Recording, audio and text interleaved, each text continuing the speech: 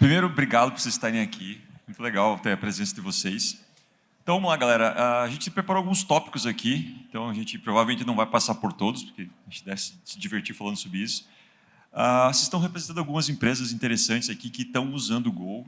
E a primeira pergunta é, por que vocês escolheram o Go para adicionar na stack de vocês? Quais foram os fatores que fizeram vocês escolher essa linguagem específica em detrimento a tantas outras que a gente tem no mercado? Alô? Opa. Então, na Stone, a gente começou com Go, mais quando a gente começou a área de banking, como mais uma das linguagens da empresa, né? A gente tinha C# como a empresa inicial lá atrás, quando a Stone começou como adquirente. Aí, quando entrou a parte de banking, as pessoas responsáveis tinham bastante familiaridade com Go e trouxeram essa linguagem junto com algumas outras. Entrou também Elixir na época e a gente conviveu muitos anos com várias linguagens ao mesmo tempo. Aí, até final do 23, começo de 24, a Stone fez um estudo interno para diminuir o número de linguagens que a gente convivia, né? Acho que assim, ter menos linguagens, eu acho que é um benefício claro para praticamente todo mundo, né? Agora, escolher quais são as linguagens que é a pergunta, né? Porque a gente escolheu o Go, né? Aí, assim, os critérios que a gente usou, que ficaram nos documentos internos lá também, era a gente fez uma análise de code share dentro da companhia, né, analisando o GitHub, linhas de código, repositórios usados. A gente levou em consideração também a maturidade da comunidade, né, quanto que tem de libs disponíveis para a gente usar também, uma coisa que pesou também é a quantidade de desenvolvedores, né? Então, a parte de contratação, né? Da gente conseguir talentos bons para a empresa, né? Isso é um negócio que também pesou bastante com a gente, né? A gente conviveu muito tempo com o Elixir, com uma linguagem que tem menos desenvolvedores, então isso era uma dor nossa um pouco. E também a parte da performance, a gente conseguir ter uma performance bacana, boa, sem muito tooling, né? Sem ter fine-tuning da solução, né? E também a parte de... Assim, então a gente tem uma história grande para contar aí, não é bem a pergunta, não sei se eu continuo falando, mas assim, uma coisa que é legal é que a gente teve essa experiência de muita gente que não era de Go, teve que migrar para Go aos poucos. Então foi uma experiência que a gente passou agora ano passado, bem recente, e foi até mais tranquilo do que eu imaginava que ia ser, assim, porque Go realmente, como foi falado aqui bastante, né, é uma linguagem que tem a simplicidade como um patamar ali, né? Então, assim, não é uma linguagem que tem, assim, você olha o código e tem aquele tanto de feature que você não entende nada, né? Então, para as pessoas que não estão vindo de outras linguagens, foi um processo que eu achei que ia ser pior e não foi. Está sendo super tranquilo. Legal.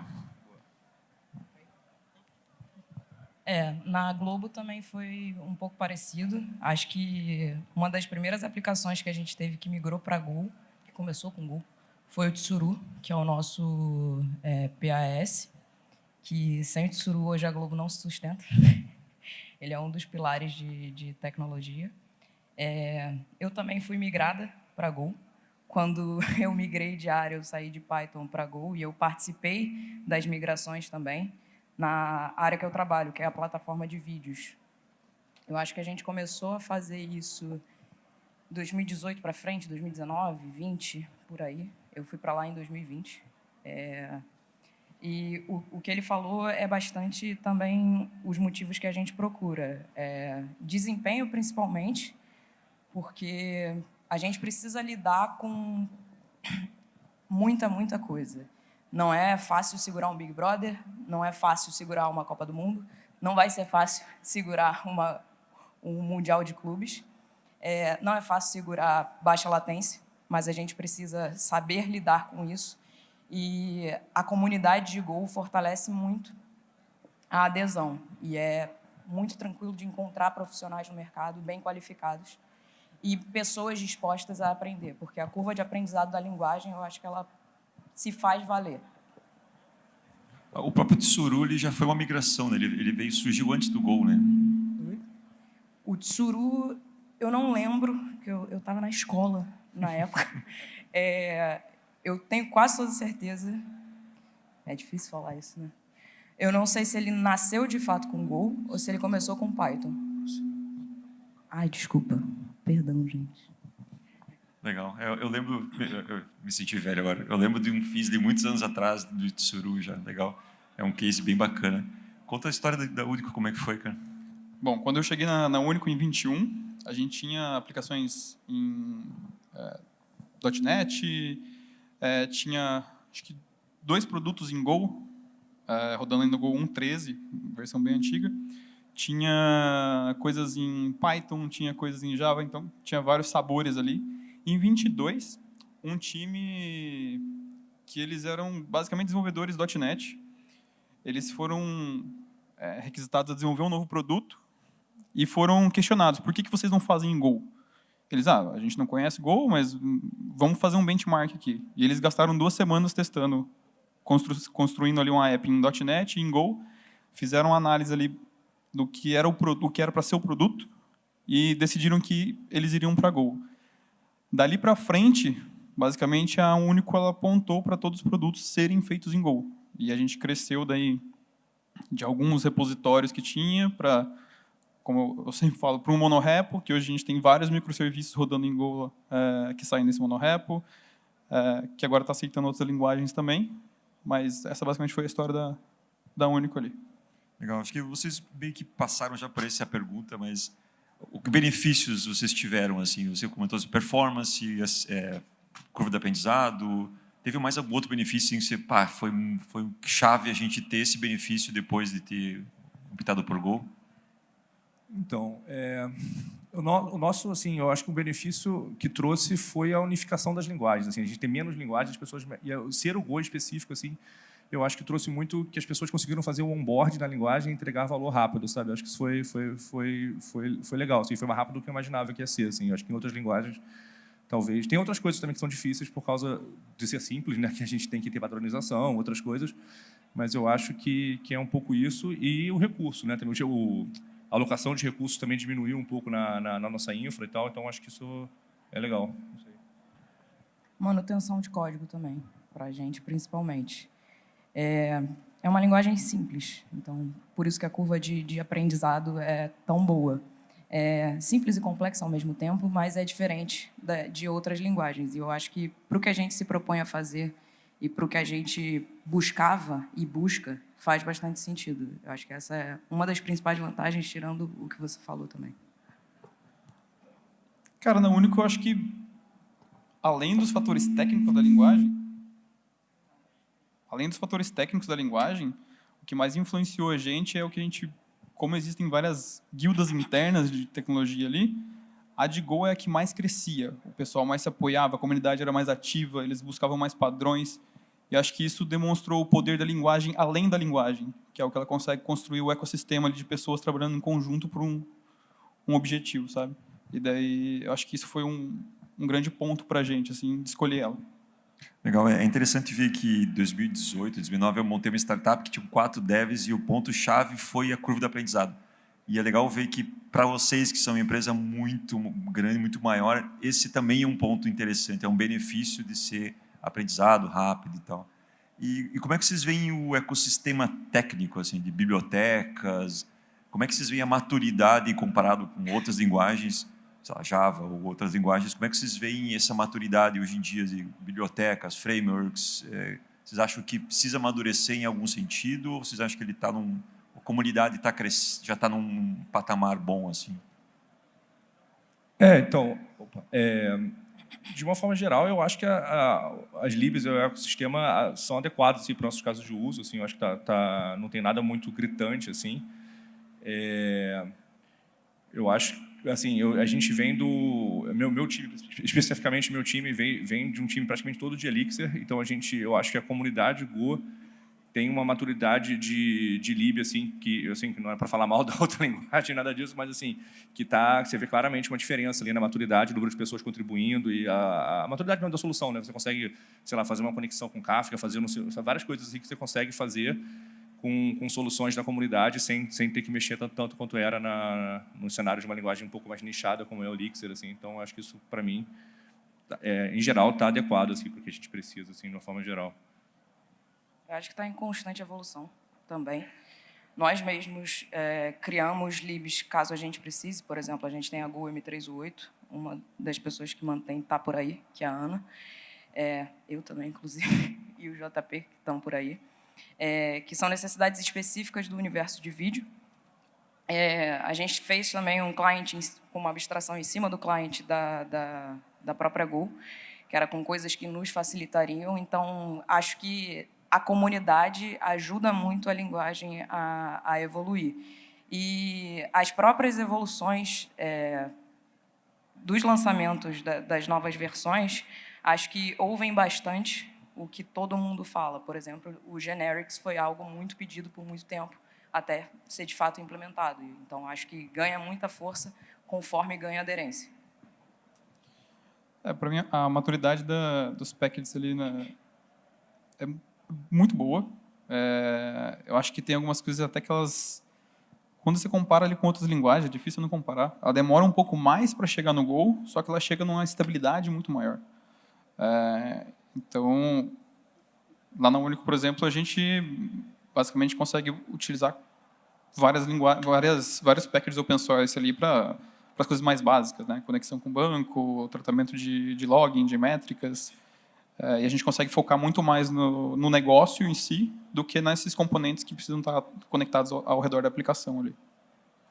Dando meus 2 centavos, acho que também o fato de não quebrar compatibilidade é confortável, né? Tipo, é bom a gente saber que você vai conseguir atualizar e não vai quebrar tão facilmente as coisas que você já construiu. Acho que isso também dá um pouco mais de segurança. Um asterisco, né?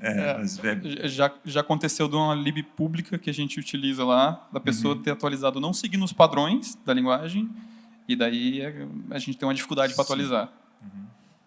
Legal. E a gente é formado basicamente por devs aqui. O que vocês veem nas contratações que estão vindo para o time de vocês, o que vocês estão procurando, que skills que são importantes? A gente viu hoje no começo da manhã que quase metade são pessoas que estão começando em Go, estão se aprofundando. Que vocês estão procurando, assim? Vocês veem os times de vocês procurando em relação a Go, a skills técnicas relacionadas a isso que a galera poderia ficar de olho, que era importante? Então, tanto para contratação externa, como juntando aqui com a nossa migração interna que a gente teve dos devs que aprenderam a linguagem internamente, né? Eu acho que o skill ali que me parece muito claro assim para as coisas até um pouco mais além da linguagem, né? Assim, não cobrar exatamente assim, conhece, sabe fazer em Go isso aqui, mas como o Go é uma linguagem que tem esse core da simplicidade, que você consegue não é tão opinado assim, né, das coisas. Você abre um código Go, você pode estruturar ele de 1000 maneiras diferentes. Então tem 1000 coisas diferentes de fazer a mesma coisa, na minha visão. Então as pessoas que internamente migraram para Go, quem tinha ali aquele skill de engenharia de software mesmo, de entender a arquitetura, saber fazer um DDD, saber entender qual a separação de domínio, como é que funciona uma gestão, que falaram aqui hoje, gestão de dependência, falaram de error handling. Então, esses conceitos que são conceitos assim, que a linguagem não dá de graça para você isso, né? Você tem que usar de maneira assim intencional as coisas e montar em cima de um como se fosse um canvas ali, né, simples, né, as coisas. Então, na contratação também, assim, então o que a gente foca bastante é um pouco essa parte de conceitos também para além da linguagem, da área de software, e também as outras coisas, obviamente, né, telemetria, observabilidade, escalabilidade, Kubernetes. Então, assim, em especial para Go, eu destacaria isso aí que eu falei, que é um pouco desses conceitos de engenharia de software, aí, de conseguir construir um código e ter essa noção das intenções, por que as coisas são feitas, e não só ser aquele desenvolvedor de framework, né? Então, acho que isso é um pouco a minha visão.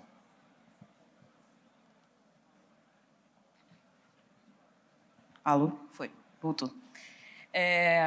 Além do que você falou, tem algo que a gente coloca nos nossos processos seletivos, que é para deixar os porquês. Para a gente faz muito sentido entender por que você está fazendo aquilo.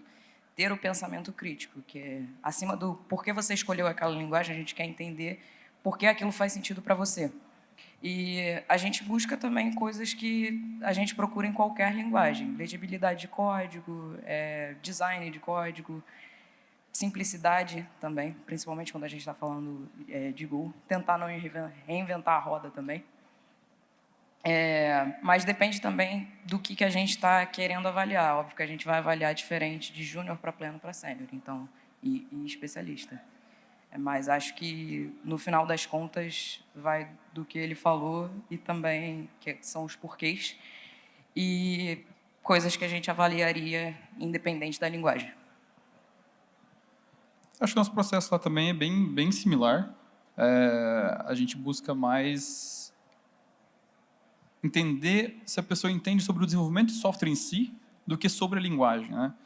Linguagem a gente consegue aprender, ainda mais Go, que ele é simples, muito facilmente. A pessoa talvez tenha ali uma curvinha de aprendizado de algumas semanas, tal, mas entender como que o software é feito, por que é feito, por que segue aqueles caminhos,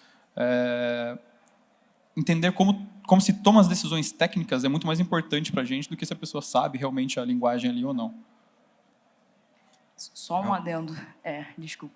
A gente já contratou pessoas que não tinham conhecimento de Go para a vaga de Go. Eu, inclusive, fui uma dessas pessoas na migração, porque fazia sentido fazer esse movimento. Então, é bastante do que você falou. A linguagem, ela é um recurso, no final das contas. Só para comentar também, nessa migração de pessoas internas que foram aprender Go, internamente, a gente sentiu, assim, sabe, que assim, porque as outras linguagens, em geral, têm um framework e tal, então a gente teve que fazer um trabalho de trazer uma pessoa para, tipo, ensinar como que faz, assim, tipo, cobrir esse gap, sabe, que o framework ou a linguagem anterior estava meio que escondendo, ou fazendo, as pessoas estavam fazendo uma coisa sem intencionalidade, né? Então, os times que migraram para Go, eu acho que evidenciou quanto é importante a gente cobrir esses gaps e ensinar e as pessoas entenderem por que elas estão fazendo as coisas, sabe? Legal. Pode. Eu acho que eu ia falar só uma dica, se é que eu posso fazer isso. Frameworks trazem produtividade. Conhecer a engenharia de software como o CIT traz experiência de verdade. Nunca, independente do framework que você for pegar ou da linguagem que for trabalhar, ter o conhecimento base da engenharia de software, ela vai te proporcionar um ramp-up muito mais rápido ali do que alguém que só conhece um framework específico. Então, aprendam a base, que a base é, como ela mesma diz, é base. Eu queria inverter um pouco a ótica agora. A gente falou sobre eu como dev, como é que eu me preparo, mas como é que vocês, tipo, talvez aqui tem alguém que está pensando em levar Go para sua empresa ou que vai ajudar a tomar essa decisão. Como é que dica vocês dão assim? Você vai trazer Go agora, por onde que você deveria começar? Ou o que vocês aprenderam nesse processo de incluir Go na empresa que foi legal ou que não foi legal, que vocês fariam diferente, para tentar, talvez, alguém aqui levar Go para a sua empresa de uma maneira, talvez, mais fácil ou diferente? Boa. Então, a gente passou por isso, eu passei bem perto disso, meu time passou por isso bem na pele mesmo.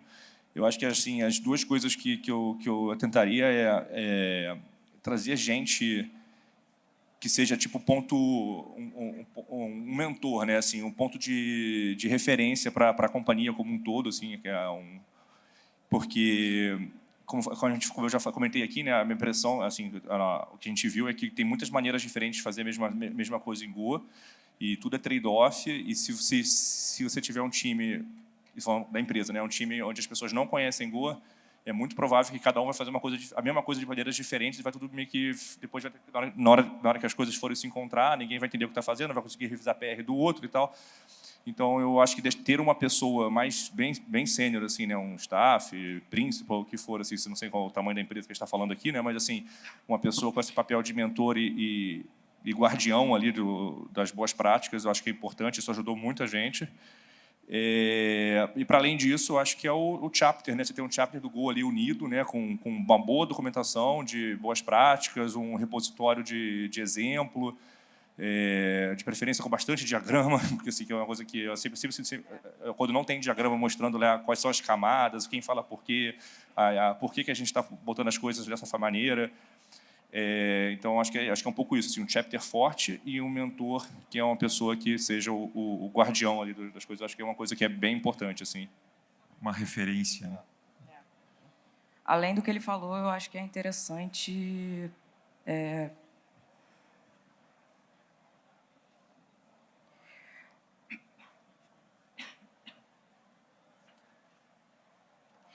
se apoiar. Tem aqui.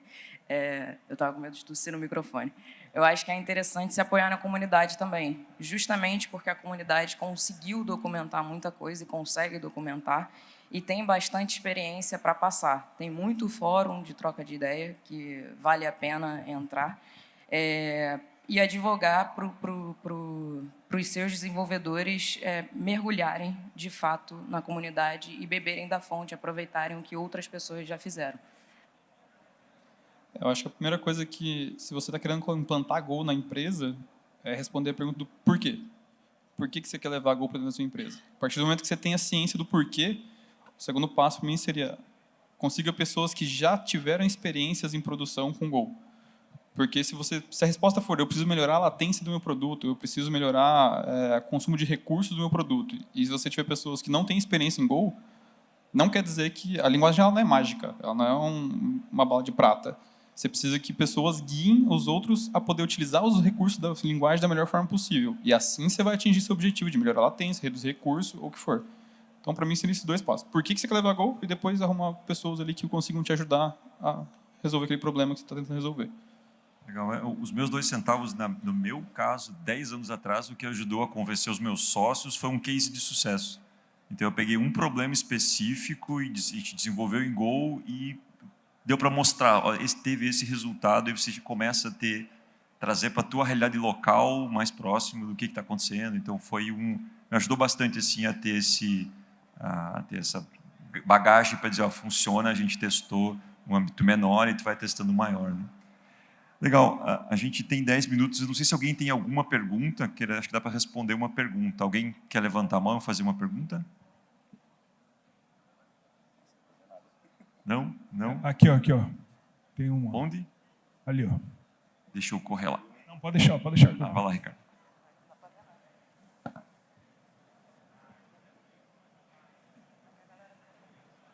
O Ricardo deu uma corrida ali que ficou sem ar. Ó. Olá, pessoal. Gabriel falando aqui. Vocês falaram de aproveitar a comunidade Go, aproveitar o que já tem aberto e compartilhado. Qual que é a política das empresas aqui representadas para contribuir com a comunidade? Retribuir toda essa fonte, né, que a gente bebe. Então, na Estônia a gente tem a política de incentivar, né? Assim, não tem nada muito guideline assim, né? Claro, né? Mas a gente tenta incentivar que usem as bibliotecas, e se tem alguma coisa que a gente não consegue, que a biblioteca não está, ou alguma coisa da comunidade que não está atendendo a gente tem a prática de incentivar a pessoa lá e abrir um PR nessa nova na Lib, né? No mundo Go, isso era muito forte no Elixir antes, né, na minha equipe principalmente, porque era uma comunidade muito menor, né, então se a gente não se ajudasse não andava, então a gente carrega isso lá para a parte Go também, né, de sempre tentar contribuir e melhorar também no open source, né, nas coisas que a gente pode, né. Acho que bastante isso também para a Globo, a gente fomenta bastante. Nós temos libs publicadas, inclusive, e a gente contribui para outras libs. Tudo depende do que você está fazendo. Às vezes, uma lib não vai ter o que você precisa e você pode ir lá ajudar. O Tsuru, inclusive, é aberto. Pode ir lá conferir. O Go M38 também, do nosso cliente. Tem muitas outras coisas. No GitHub da Globo dá para ver.